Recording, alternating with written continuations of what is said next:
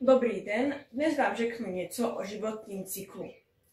Životní cyklus se rozděluje na 4 etapy. Liší se biologickými, sociálními a psychologickými charakteristikami. Každá etapa má jiné sociální role, očekávání a výzvy. Co ale mají všechny tyto etapy společné, jsou očekávání společnosti. Dětství je první fáze. Je to klíčová fáze k formování jedince.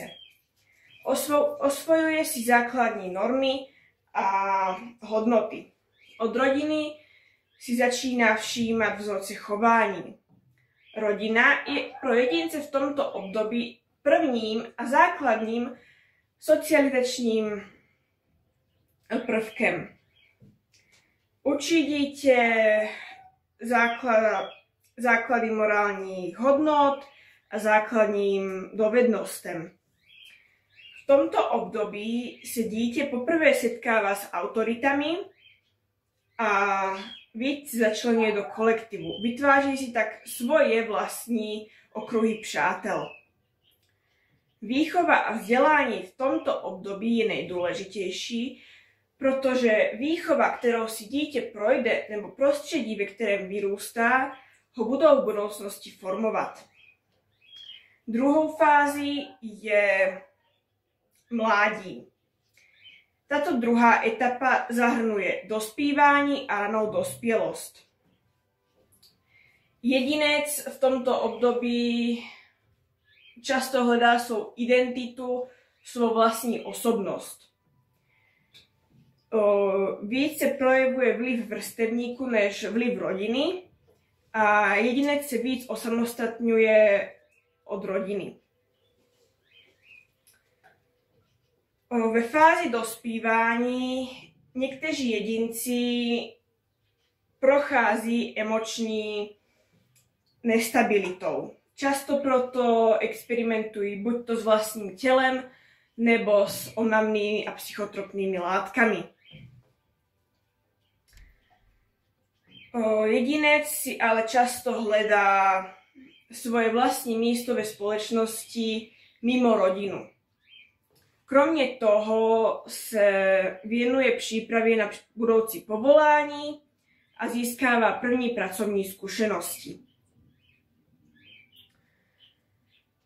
Pro toto období je taky typické, že jedinec začíná formovat první partnerské vztahy. Třetí fází je dospělost. Je to nejdelší životní fáze a v tomto období už má jedinec v životě stabilitu, odpovědnosti. Většinou začíná pracovat, zakládá si rodinu, čímž se mění jeho společenské postavení. Už je ekonomicky nezávislý od své rodiny, kariérně se posouvá dál, čímž se mění i jeho společenské role.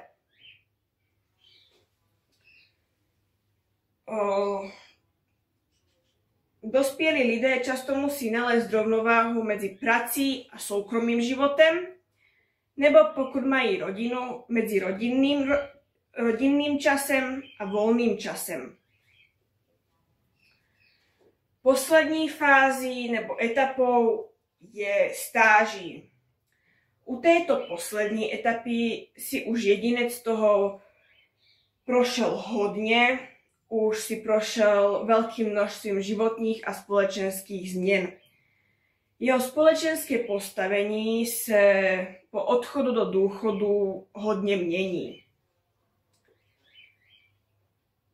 Stáží se jedinci oslabuje jak to zdraví, tak i fyzická síla.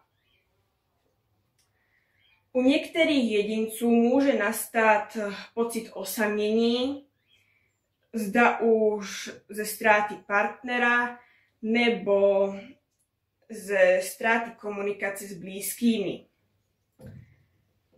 V některých případech nastává i syndrom prázdného hnízda, kdy už i poslední dítě opustí domov.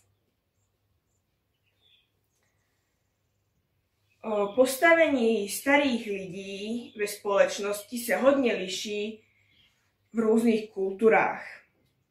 V některých kulturách jsou totiž to staří uctíváni a v některých zase utlačováni. Jelikož je toto poslední životní fáze, tak tato životní etapa končí smrtí. Každá životní fáze přináší jedinci výzvy nové sociální role. Společnost však ovlivňuje to, jak jedinec tuto etapu prožije. Například dostupností vzdělání, kvalitním systémem pro seniory, ponukou prací. Je však důležité, aby společnost jedince v každé jeho životní fázi podporovala. Děkuji za pozornost.